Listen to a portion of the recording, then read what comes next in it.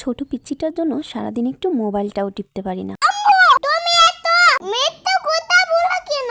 ও মা, আমি তোকে কখন মিথ্যা কথা বললাম? তুমি বলেছিলে আমি পড়াশোনা করলে আমি বড় হব না। আমি তো বড় হলাম না। আমি তো ছোট আছি। আমি তো তোমার পায়ের সমান। আমি কখন তোমার মতো বড় হব? লা লা লা লা লা লা। এই শোনো, তোমার কি আঙ্কেল জ্ঞান নাই?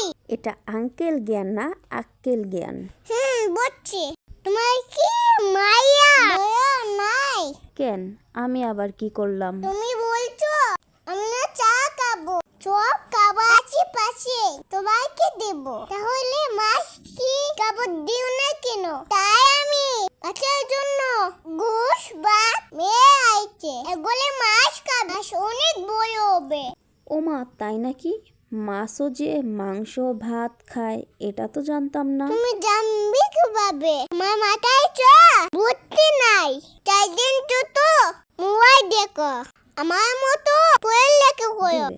তাহলে তোমার বুদ্ধি হবে। এখন ছেলেও ফ্রিতে বুদ্ধি দেয়।